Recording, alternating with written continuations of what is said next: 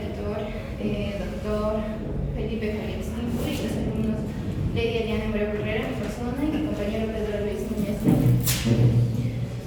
Bueno, vamos a hablar sobre conceptos generales y sobre el RCP básico y RCP avanzado. En cuanto a los conceptos generales, vamos a comprender tres conceptos, que es el paro cardíaco, que es el paro respiratorio y que es el paro cardiorrespiratorio.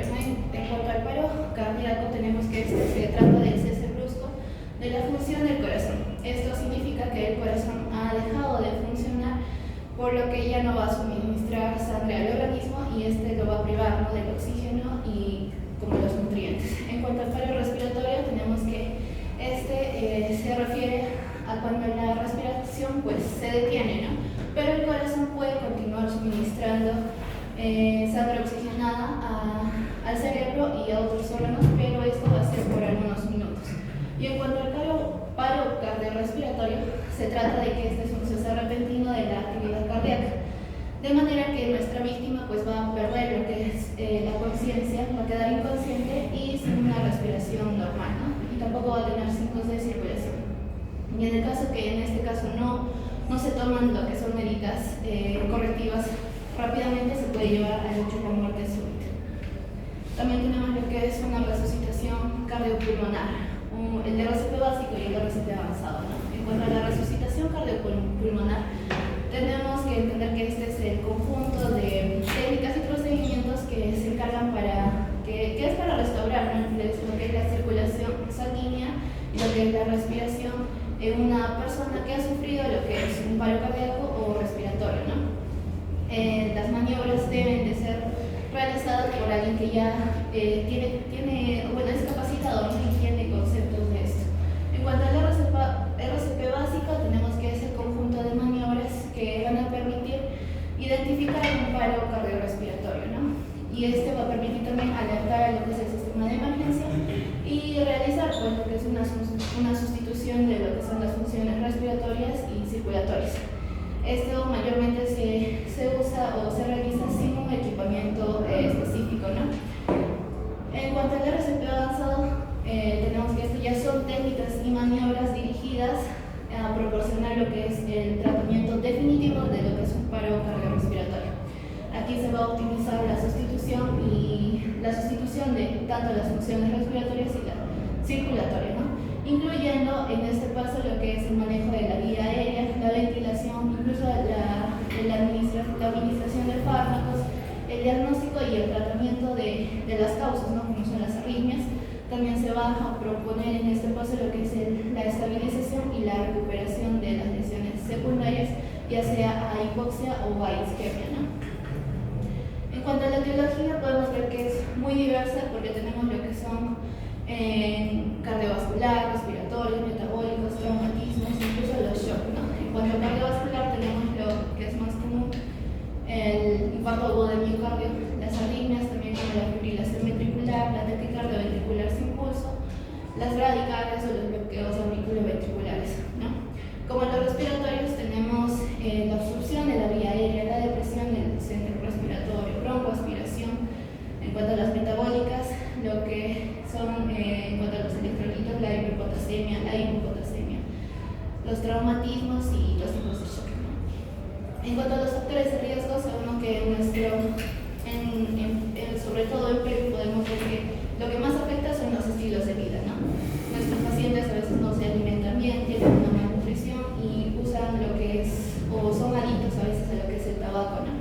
También podemos ver que hay sobrepeso y obesidad, que esto va a estar asociado a una dieta inadecuada y también que haya sedentarismo, ¿no? En cuanto a los factores hereditarios, tenemos lo que es la hipercolesterolemia, la hipertensión arterial, la resistencia a la insulina, antecedentes familiares también, ¿no?, que hayan tenido una enfermedad prematura del corazón o incluso un síndrome coronario. En cuanto a lo que es epidemiología, hay que considerar que en Europa hay una parada cardíaca cada 45 segundos aproximadamente, y en Perú, más o menos extrapolando los datos a nuestra realidad, se puede estimar que al menos se supera la cifra de 18 a 20 mil paradas cardíacas al año. O sea, vemos que es una considerable cantidad. Y como tal, como ya mencionó mi compañera, es vital la realización de RCP en los ciudadanos, o sea, lo que es más importante es el RCP precoz, que incluso se menciona en las cadenas de supervivencia, tanto por parte del AJA como por parte de la ARC.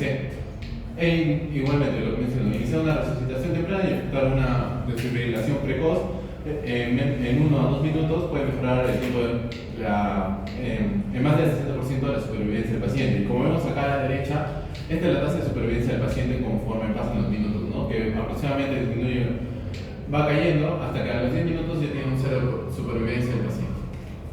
Entonces, en cuanto al cuadro clínico de estos pacientes, es muy diverso, muy variable, que puede ser caracterizado desde un dolor torácico tipo opresivo que podemos confundirlo con un infarto, o unas molestias en lo que es la parte superior del cuerpo, ya sea en extremidades, en la parte del espárrago, en el supraescapular, en el cuello, en la mandíbula o parte superior del abdomen, o sea, lugares donde pueden hacernos pensar en un infarto, también lo que es una disnea, náuseas, vómitos, sensación de aturdimiento, diaforesis, fatiga, sensación de ansiedad y dificultad para conciliar el sueño, y la pérdida de conocimiento, que es una de las partes más importantes donde nosotros también tenemos que reconocer y se va a explicar más adelante. Entonces, ¿cuáles son los criterios de diagnóstico para decir que estamos en una parada cardiorrespiratoria? La pérdida brusca de la conciencia, la ausencia de pulsos centrales, como ya se les va a explicar, pero se puede adelantando. La diferencia entre la AJA y la ERC es que la AJA sí recomienda la toma de pulso para identificar la parada cardiorrespiratoria, mientras que la ERC no la recomienda. En la cenosis, apnea y gasping, o sea, la respiración boqueantes, y la mediasis incluso se puede considerar. Entonces, ¿qué es lo más importante que tenemos que resaltar acá? Que los pacientes con cuadro clínico que inicia súbitamente cualquiera de estos síntomas y signos vaya a evolucionar a lo que es un paro cardiorrespiratorio. Entonces, hay que considerar, antes de entrar a lo que son los algoritmos, las arritmias que van a ayudar al paro. Entre ellas tenemos lo que son la actividad eléctrica sin pulso, que de por sí la actividad eléctrica del corazón es continua a pesar de que el miocardio no va a responder, no se contrae y no se va a palpar un pulso.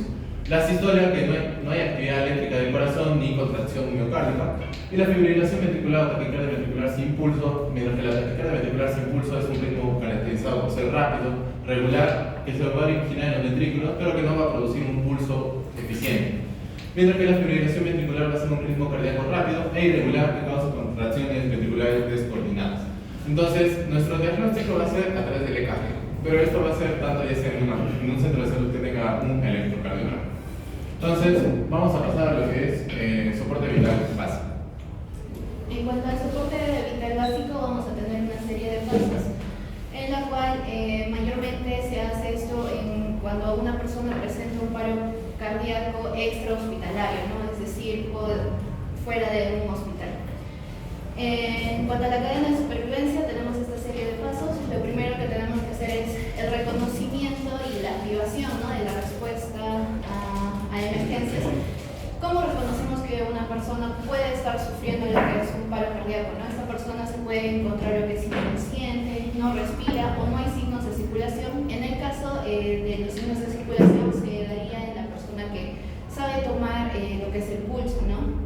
En cuanto tengamos estos signos en nuestra persona, lo primero que tenemos que hacer pues es buscar lo que es ayuda, ¿no? En el caso que estén personas alrededor, pedirle a una persona que llame a lo que es al sistema de atención móvil de urgencias, que es el SAMU.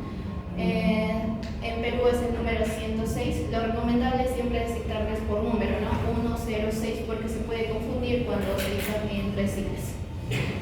Una vez que hayamos terminado este paso y nuestra persona siga así y no haya signos de circulación, se pasa inmediatamente a lo que es la RCP de alta calidad, ¿no? Aquí tenemos que hacer lo que es 100 a 120 compresiones por minuto y la profundidad de esta tiene que ser de 5 a 6 centímetros en adultos, ¿no? El siguiente paso es lo que es la desfibrilación con DEA. El DEA pues va a detectar lo que son ritmos desfibrilables, como ya lo mencionó, como es la fibrilación ventricular o la taquicardia ventricular sin pulso. Y bueno, el DEA también se encarga de hacer una descarga eléctrica que puede hacer reiniciar un ritmo cardíaco efectivo, ¿no? Como el siguiente paso tendremos lo que es el soporte vital avanzado, que también se va a hablar. Aquí en este caso ya es cuando ya llega, ¿no?, lo que es el sistema de emergencia. Ellos ya se encargan de lo que es el monitoreo del ritmo cardíaco, la intubación, la administración de los fármacos incluso y la corrección de las causas que sean reversibles, ¿no? Y después de haber pasado todo esto, pues pasamos a lo que son los cuidados post-paro cardíaco. Aquí el paciente ya va a estar en cuidados intensivos, va a tener un monitoreo neurológico y hemodinámico y se le va a aportar lo que es un soporte ventilatorio y también se va a averiguar lo que es la causa, ¿no?, que ha causado este paro cardíaco, se va a detectar lo que es el diagnóstico y la recuperación que, bueno, eso anteriormente a las anteriores actualizaciones de la AJA pues no estaba, ¿no?, pero lo han añadido, que consta en este paso que es la rehabilitación física y neurológica del paciente, ¿no?, el apoyo psicológico y emocional, tanto del paciente como de los familiares. También se enseña lo que es una educación para prevenir los nuevos eventos y ya que estos pacientes pues sobreviven al paro cardíaco, tienden a enfrentar también lo que son tanto secuelas físicas, emocionales o cognitivas, por lo cual se tendría que brindar lo que es un enfoque integral para mejorar, ¿no?, la calidad de vida a largo plazo de estos pacientes. Entonces, pasando a lo que es el algoritmo de un RCP básico, tenemos que, como primer paso, confirmar la seguridad de la escena, ¿no? Aquí vamos a comprobar si nuestra víctima responde, se le habla, ¿no?, se le grita incluso para que nos escuche, y en el caso que no haya respuesta, pues se pide ayuda en voz alta a las personas que se encuentren cerca, ¿no? Esto se hace para activar lo que es el sistema de respuesta de emergencias a través de un móvil, ¿no?, un celular, y también se pide obtener lo que es un DEA y un equipo para emergencias. En este caso podríamos enviar a otra persona para que lo traiga, ¿no? Entonces, después de este paso tenemos que comprobar si nuestra víctima no respira o solo jadea o boquea, y también tenemos que comprobar lo que es el pulso, ¿no?, al mismo tiempo esto. Bueno, si se detecta un pulso bueno, nos hacemos la pregunta, ¿no?, ¿se detecta pulso con certeza al cabo de 10 segundos? En el caso que la respiración sea normal y si se detecte lo que es un pulso, vamos a controlar estos signos hasta que lleguen los reanimadores de emergencia, ¿no? En cuanto si tenemos que la respiración es anormal, pero se detecta aún el pulso, proporcionamos lo que es la ventilación de rescate, ¿no? Aquí vamos a realizar lo que es una ventilación cada 6 segundos o 10 ventilaciones por minuto, ¿no? También después de esto comprobamos el pulso cada 2 minutos. En el caso que no haya pulso, se inicia inmediatamente lo que es RCP. Si se sospecha la presencia de sobredosis de opiáceos, administramos lo que es la naloxona en el caso que tengamos disponible, ¿no?, en ese rato. Y como tercer caso tenemos que si no hay respiración o solo hay jadeos y bloqueos y tampoco hay pulso, pues pasamos al siguiente paso, pero para resaltar que en este punto pues y en todos los escenarios, como hemos visto, sí o sí se activa lo que es el sistema de respuesta de emergencias o al SAMU, ¿no?, y se busca sí o sí lo que es un DEA y un equipo de emergencias, o se pide a alguien que lo traiga. En el caso que no tengamos respuesta de nuestro paciente, no haya pulso, se inicia inmediatamente lo que es RCP. Realizamos ciclos de 30 compresiones y 2 ventilaciones en el caso sea posible lo que son las ventilaciones, o si no, solo se podría realizar lo que son compresiones, ¿no? En el caso que ya tengamos el DEA, pues el DEA llega y este va a comprobar el ritmo, ¿no?, si el ritmo es desfibrilable o no. En el caso que el ritmo sea desfibrilable, administramos una descarga. Y lo que nos recomienda el algoritmo pues es reanudar el RCP de inmediato durante 2 minutos, ¿no?, hasta que me indique otra vez el DEA para permitirnos la comprobación del ritmo. Después continuamos hasta que lo sustituyan los profesionales de soporte vital avanzado, ¿no? En el caso que no sea un ritmo desfibrilable, reanudamos lo que es la RCP de inmediato durante 2 minutos hasta que lo vuelva a indicar la DEA, ¿no? Y bueno, continuamos de igual forma hasta que lo sustituyan los profesionales de soporte vital avanzado. En cuanto a la apertura de la vía aérea, tenemos que tener cuidado, ya que vamos a tener posiblemente 2 escenarios, ¿no? Uno donde tal vez nuestro paciente tenga sospecha de trauma cervical, o no. En este caso vamos a tener 2 tipos de abertura de vía aérea. En cuanto a la maniobra frente-mentón, Esto se hace siempre y cuando no haya sospecha de trauma cervical, ¿no? Los pasos a seguir es que se coloca una mano, como se ve en la imagen, sobre la frente del paciente y se empuja hacia atrás suavemente, ¿no? Para inclinar lo que es la cabeza. Se usa los dedos de la otra mano para levantar el mentón desde la parte ósea, y esto nos indica que no se debe de hacer desde los tejidos blandos, ¿no? Y esto va a permitir abrir lo que es la vía aérea desplazando la lengua lejos de la faringe. En cuanto tengamos un caso de sospecha de trauma cervical, los pasos cambian, ¿no? al tratar de abrir lo que es la vía aérea. Aquí vamos a colocar los dedos detrás de los ángulos de la mandíbula inferior, elevamos la mandíbula hacia adelante sin mover el cuello, ¿no? Ya que podemos complicar lo que es el trauma cervical, ¿no? Y también nos indican que esta maniobra pues, solo se debe realizar por un personal entrenado, ¿no? En cuanto a las recomendaciones, tenemos varias en la guía de LAJA. Como ya lo mencioné anteriormente, se hace, ¿no?, lo que es el reconocimiento del paro cardíaco. Los reanimadores deben asumir, ¿no?, que una persona está en paro cardíaco si ésta está inconsciente, no respira e incluso no hay pulso, ¿no? El RCP puede ser realizado también por personas comunes, ¿no? En este caso, las personas deben iniciar compresiones torácicas de inmediato, ¿no? Y deben también lo que es activar el sistema de emergencia, comenzar ya las compresiones torácicas que sean de alta calidad inmediatamente, y incluso nos mencionan que se debería de cambiar, ¿no?, para que sea de persona, para que sea unas compresiones de alta calidad. También tenemos las recomendaciones respecto a la profundidad y la frecuencia de las compresiones torácicas, ¿no? Como ya lo mencioné, esas se deben comprimir al menos 5 centímetros, pero no más de 6 centímetros, ¿no? La frecuencia es de 100 a 120 compresiones por minuto y se debe evitar apoyarse entre compresiones para permitir lo que es un retroceso completo. También nos hablan de lo que es las recomendaciones sobre la fracción de compresión y las pausas.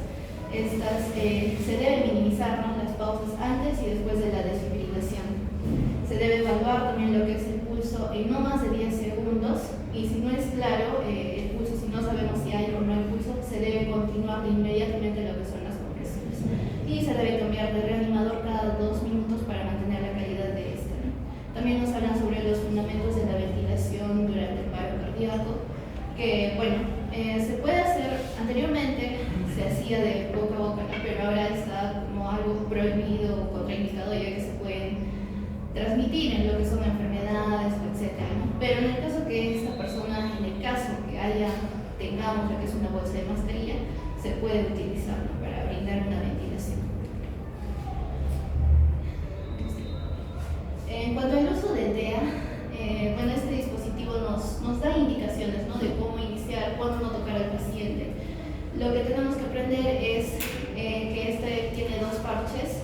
El parche número 1, como se ve en la imagen, se pone por debajo de la clavícula derecha al lado del externo. Y el segundo parche en la línea media axilar izquierda, unos centímetros debajo de la axila a nivel de las costillas inferiores, ¿no? Y no debemos tocar al paciente cuando se esté realizando el DEA, ya que se puede confundir.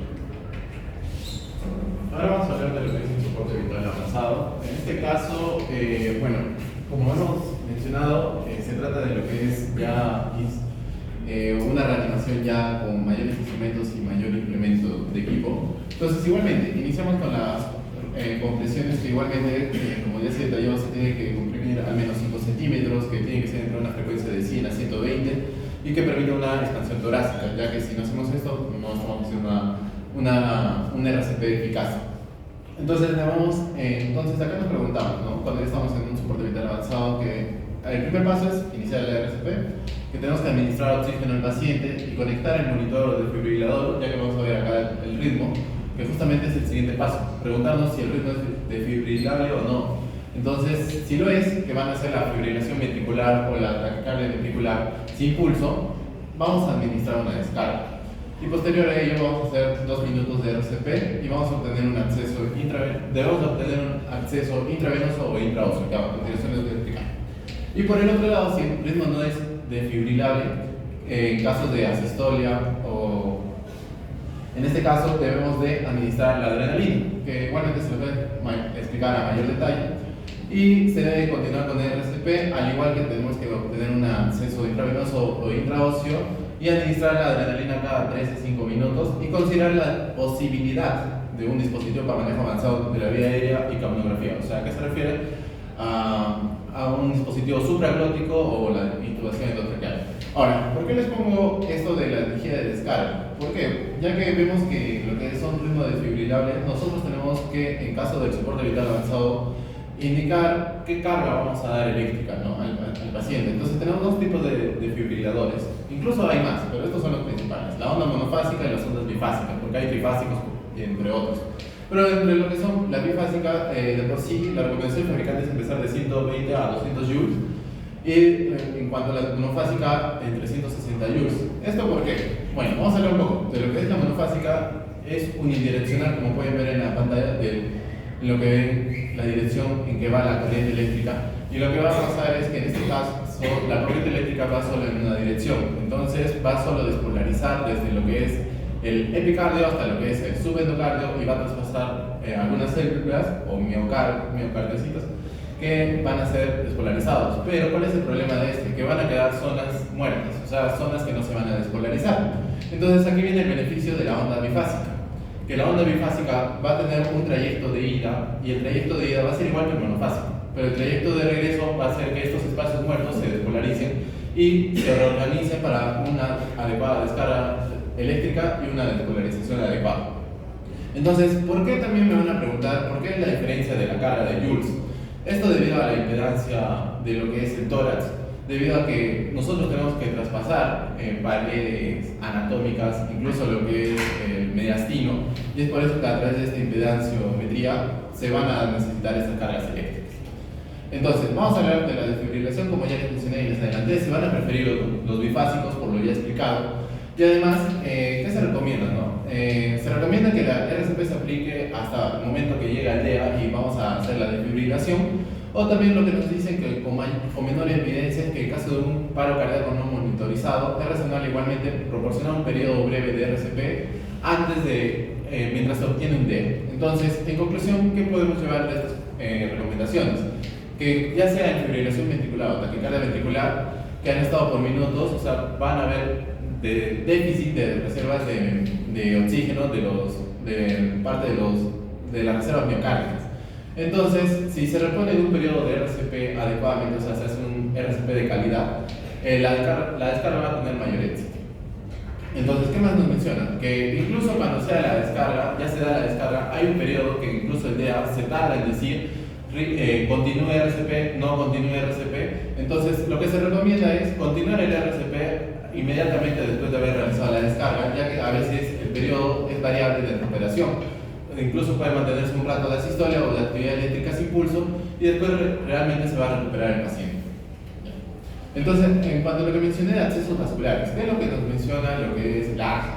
En este caso, lo primero, en orden y en conclusión, lo que nos recomienda la AJA es que lo primero que tenemos que buscar es un acceso intravenoso periférico. Si no se logra recién tenemos que buscar un intraóseo, y si no se logra un intravenoso central, usar un CVC, y si no se logra por último, una vía endotraqueal.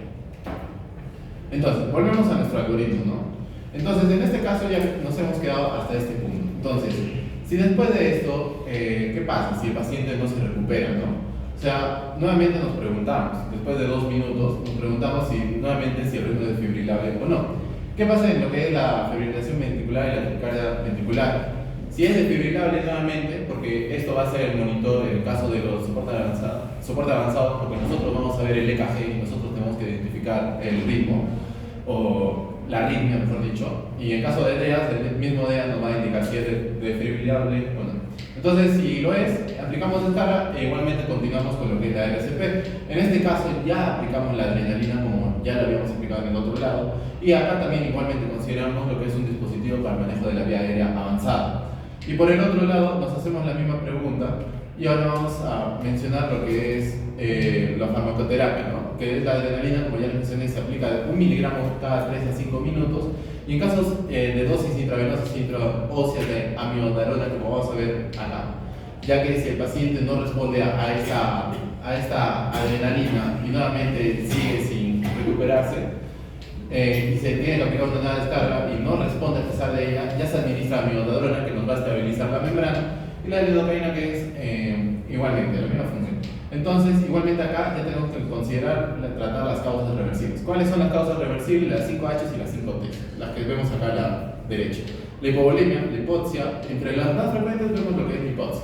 Pero tenemos igual la acidosis, la hiperpotasemia o hipopotasemia, la hipotermia, la tensión, el neumotórax, la tensión, el taponamiento cardíaco, las toxinas, trombosis pulmonar y trombosis coronaria. Entonces, estos son, tenemos que tratar las causas reversibles para que el paciente pueda recuperarse adecuadamente. Entonces, ¿y qué hacemos por el otro lado en el camino en que nos quedamos en caso que sea una sistolia o una actividad eléctrica sin pulso, ¿no? Si el ritmo sigue sin ser desfibrilable, continuamos con 2 minutos de RCP y igualmente tratamos las causas reversibles.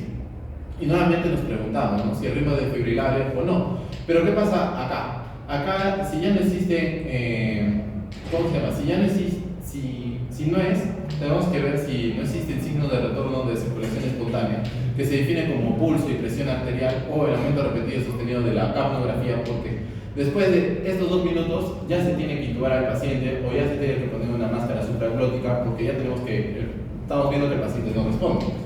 Entonces, igualmente, considerar si es apropiado continuar la reanimación o no, que lo vamos a ver más adelante. Y si lo es, regresamos al mismo algoritmo, ¿no?, del paso 5 y el paso 7, que ya lo hemos mencionado.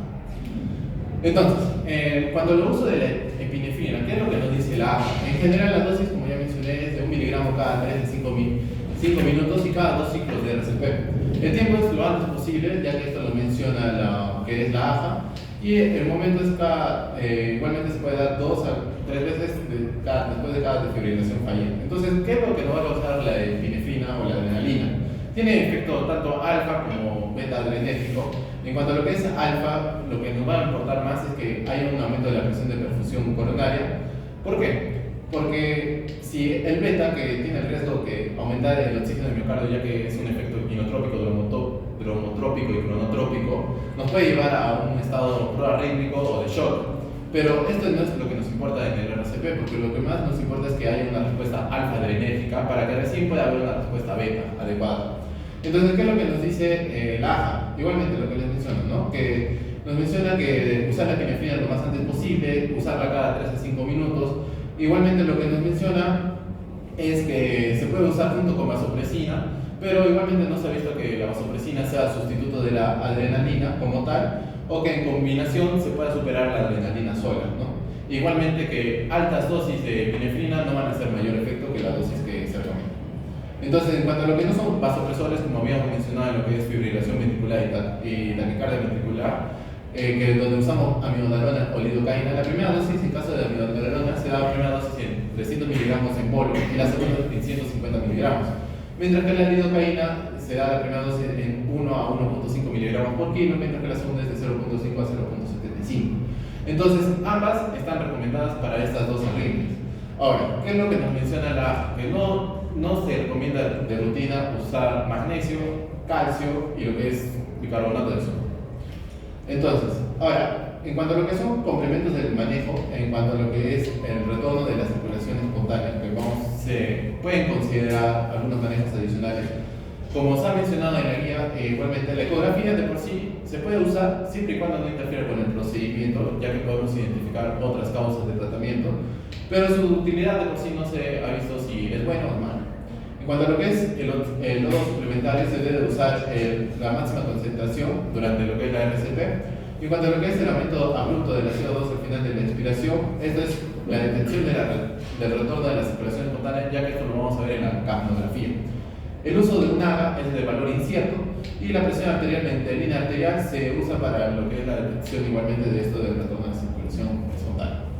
Entonces, cuando nosotros decimos que ya debemos de dejar de reanimar al paciente, esto se basa en lo que es la regla TOP o en sus siglas de inglés, que se refiere a los criterios que nos indican cuándo debemos de tener nuestros esfuerzos, ya sea el soporte vital básico, ya sea el soporte avanzado. En el básico caso, cuando no hay un personal médico al momento de lo que ha sido la parada cardíaca, no hay un retorno espontáneo de lo que es la circulación antes del transporte, después del transporte, antes del transporte, y que no hay respuesta adecuada, no se ha administrado la desfibrilación. Entonces, si están estos tres criterios presentes, se considera que la reanimación se debe de culminar. Pero si alguno de estos está ausente, se debe de continuar y transportar al paciente.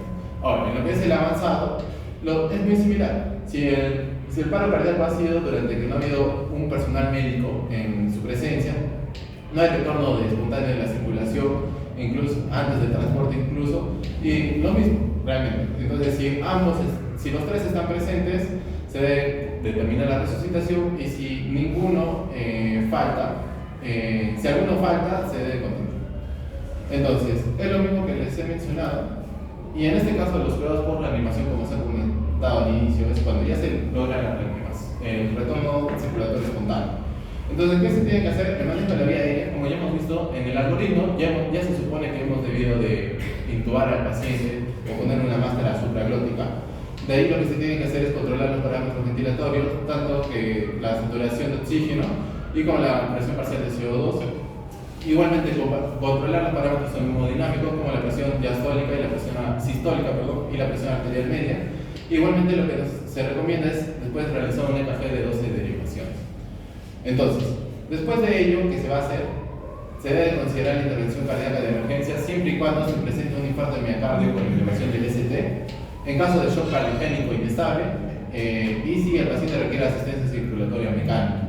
Entonces, si esto se cumple, si el paciente sigue instrucciones, o sea, si está despierto, se tienen que hacer otros tratamientos críticos, pero si no, es un paciente comatoso, o sea que es un paciente en el cual tiene que hacer un manejo específico de la temperatura, ya que no tiene que estar en una hipertermia ni en una hipotermia, que es lo que se menciona acá, pero tiene que estar en una temperatura de entre 32 a 36 grados durante 24 horas, y una atención de una tomografía cerebral, un monitoreo igualmente de un electroencefalograma debido al daño neurológico, ya que es un paciente ya comatoso, y otros tratamientos críticos, ya sea la condición del paciente.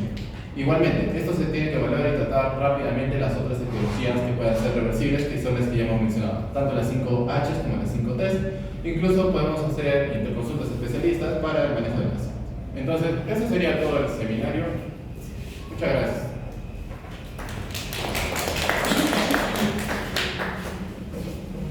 ¿Alguna pregunta?